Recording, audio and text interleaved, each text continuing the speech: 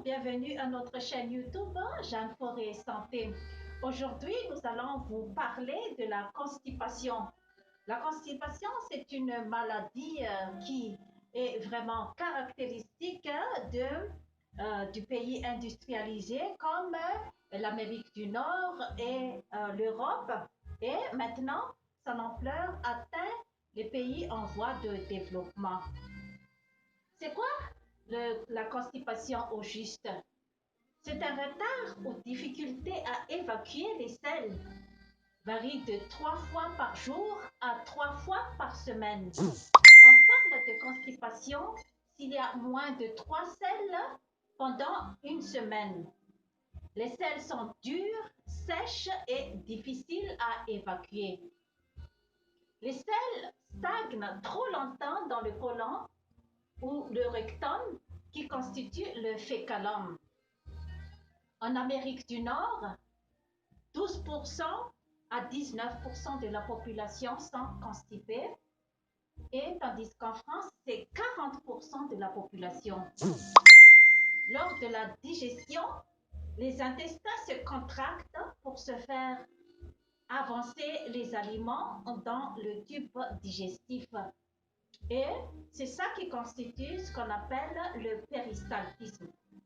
En cas de constipation, le péristaltisme est ralenti. On appelle constipation fonctionnelle les constipations qui sont dues aux mauvaises habitudes alimentaires, les inactivités physiques, le stress, ainsi que les anxiétés, les hémorroïdes, les fissures anales et la présence des parasites comme les vers dans les intestins. Il y a également les prises de médicaments comme la morphine, les diurétiques. Il y a également la présence de la constipation chez les femmes enceintes, les femmes en ménopause, c'est dû aux hormones. Il y a des causes plus complexes de la constipation, comme par exemple l'occlusion intestinale, c'est-à-dire le blocage total de l'intestin qui va entraîner un blocage brutal, une constipation brutale qui va entraîner aussi des vomissements. Et dans ces cas-là, on a besoin d'aller en urgence dans les hôpitaux pour voir le médecin. La constipation peut également résulter d'un cancer colorectal. Quand est-ce qu'il faut alors consulter pour le cas de constipation? Quand la constipation survient brutalement, quand il y a existence de sang dans le sel ou ballonnement abdominal trop douloureux, la constipation qui alterne avec le diarrhée, quand il y a également perte de poids, la constipation qui dure depuis 3 semaines aussi, si c'est le cas, il faut aller tout de suite consulter un médecin. Quelles sont les complications possibles de la constipation? C'est l'hémorroïde, l'occlusion intestinale, l'incontinence fécale, ainsi que le fécalum. Quelles sont les personnes à risque de la constipation? Dans 80% des cas, ce sont les femmes. C'est dû aux problèmes hormonaux comme l'augmentation de progestérone. Il y a aussi l'intestin paresseux. Et d'habitude, chez les femmes, ce sont ces hormones-là qui entraînent la paresse des intestins. Il y a aussi un taux augmenté aussi chez les enfants. Chez les personnes âgées, en plus de 65 ans, parce que les personnes âgées ne bougent pas beaucoup. Il y a également les personnes alitées, comme les personnes qui sont des malades graves, les personnes en convalescence, ainsi que les personnes âgées. C'est comment les symptômes de la constipation? Premièrement, il y en a ce qu'on appelle la constipation de transit, c'est-à-dire des selles dures et rares, moins de 3 semaines, moins de 3 fois par semaine. Je m'excuse. Pas de difficulté d'évacuation. Tandis que la constipation terminale, la défécation est incomplète ou difficile. Une sensation de plénitude rectale et des efforts lors des évacuations. Mais dans les deux cas, il y a le ballonnement abdominal et la douleur abdominale. C'est quoi alors la prévention de la constipation? Premièrement, il faut boire beaucoup d'eau, moins de 1,5 litre par jour. Il faut faire des exercices physiques réguliers comme la marche, la danse aérobique, la natation.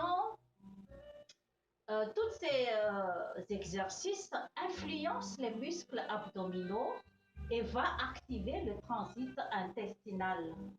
Répondre aux besoins d'aller à la selle dès qu'il se présente. Parce que ce qui se passe actuellement dans notre vie actuelle, trop stressant, surtout dans les pays développés, on n'a plus le temps d'aller à la toilette, on n'a plus le temps de chier.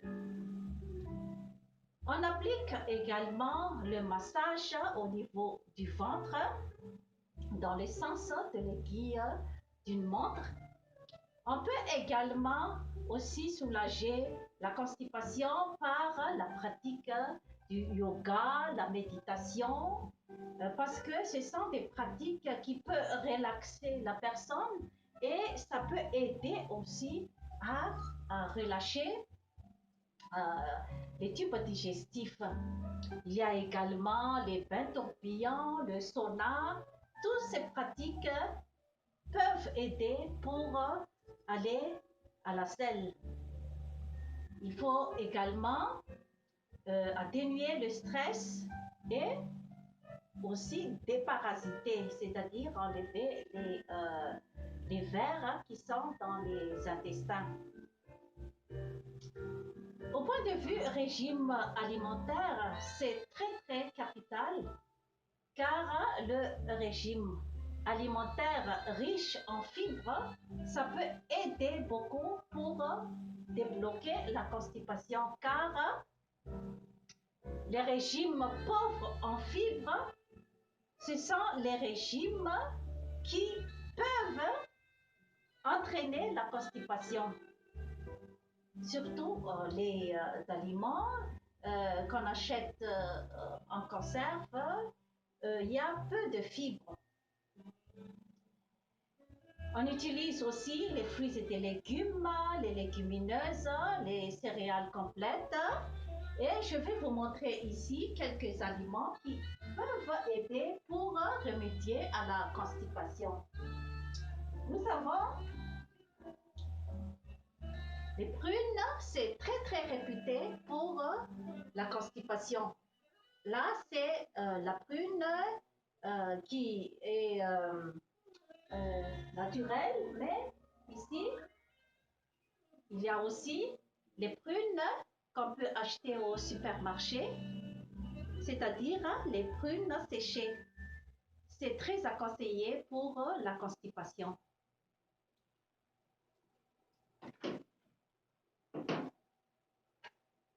Il y a également les fruits séchés aussi, comme les raisins secs.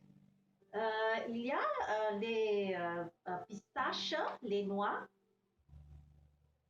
C'est très réputé aussi pour contrer la constipation. Il y a le citron, les oranges, une pomme,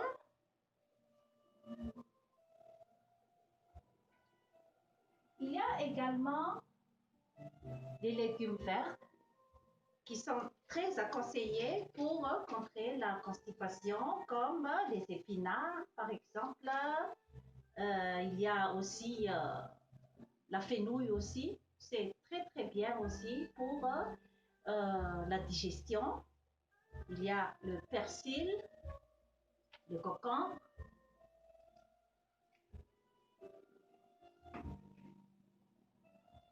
L'huile d'olive, c'est très à conseiller également pour débloquer la constipation.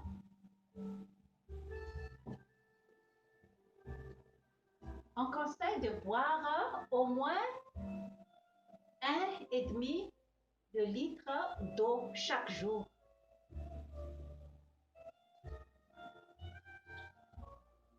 Il y a également les ananas.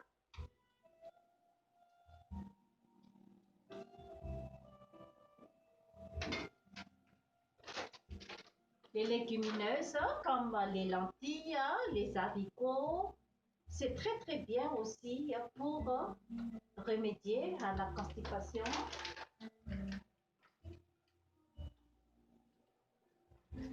Le chocolat noir, il y a des études qui montrent que les chocolats noirs, ça constipe. Il y a d'autres études qui disent que les chocolats noirs, ça peut aider à la constipation. Parce que le chocolat noir contient aussi des magnésium. Mais de ma part, je dis que il faut consommer avec modération.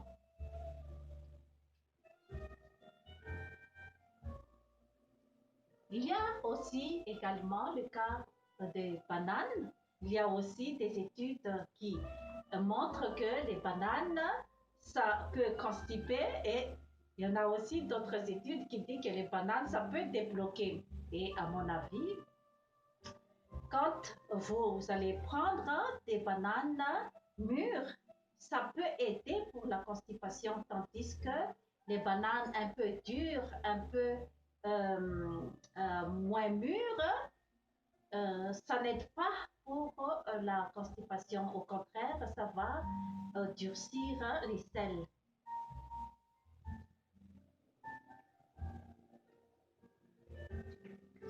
Donc, aujourd'hui, je vais vous montrer donc une recette qui est très efficace à faire une fois par semaine pour nettoyer le côlon, pour remédier à la constipation. Donc, qu'est-ce que nous allons avoir besoin pour ça? On a besoin d'un demi-ananas que nous allons mettre dans le mixeur.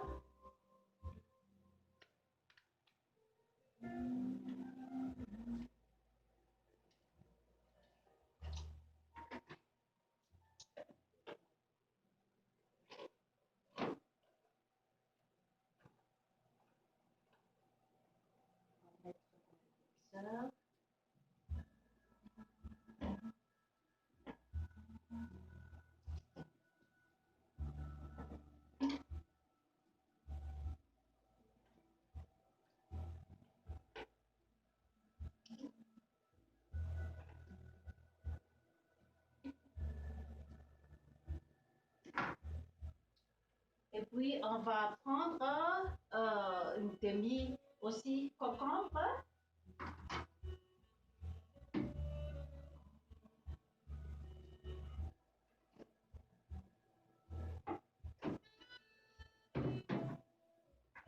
On va couper le concombre.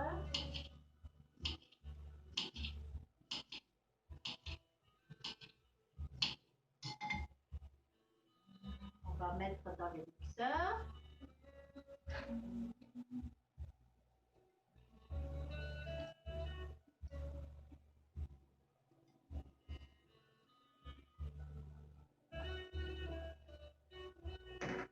Et on va prendre une pomme.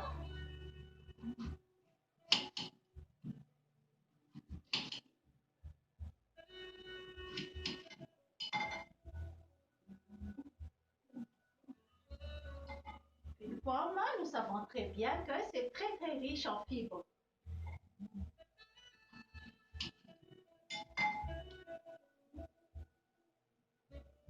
Et puis, nous allons prendre un aloe vera que on va mettre aussi dans le mélange.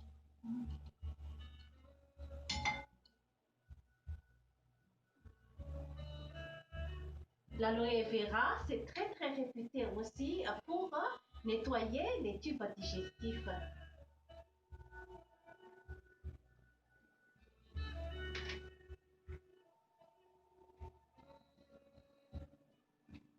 On va mettre une gousse de vanille pour bien parfumer.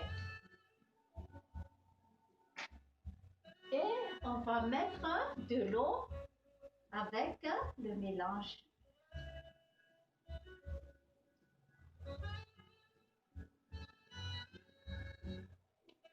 On met 250 ml d'eau avec le mélange que je viens de citer.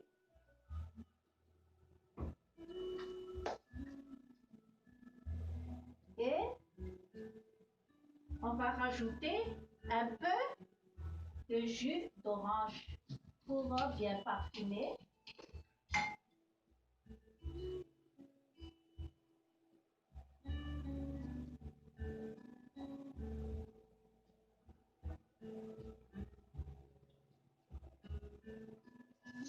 Ensuite, on va mettre le mixeur en marche.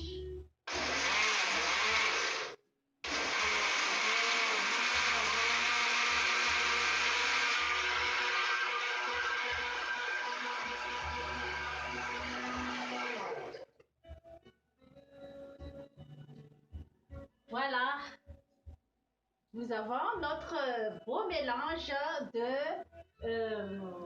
fruits et de légumes pour aller contrer la constipation. Et ce genre de recette, vous pouvez le faire une fois par semaine. Donc, voilà pour aujourd'hui notre présentation sur la constipation. Il faut surtout, chères mesdames, mesdemoiselles et messieurs, il faut penser à faire notre besoin à chaque jour parce que, comme je viens de citer, il y en a qui va aux toilettes pour chier 3 fois par jour après avoir mangé et il y en a qui ne va pas moins de 3 fois par semaine et il y en a qui ne va pas à la toilette pour chier pendant presque une semaine et plus. Et ça, c'est très, très, euh, euh, très endommageable à cause que les déchets comme les sels doivent sortir de notre corps. Les déchets ne doivent pas rester dans notre corps. La logique des choses, c'est que ce sont des choses qui doivent être extériorisées, ne doivent pas rester dans notre corps. Et ça va intoxiquer l'organisme si ça reste là. Donc, il faut trouver une solution. Il ne faut pas rester tout seul. Il faut se documenter. Et Jeanne Forêt Santé est là pour vous donner des trucs, pour vous débloquer des problèmes de la vie quotidienne. Merci beaucoup. Abonnez-vous à Jeanne Forêt Santé. À la prochaine. Bye bye.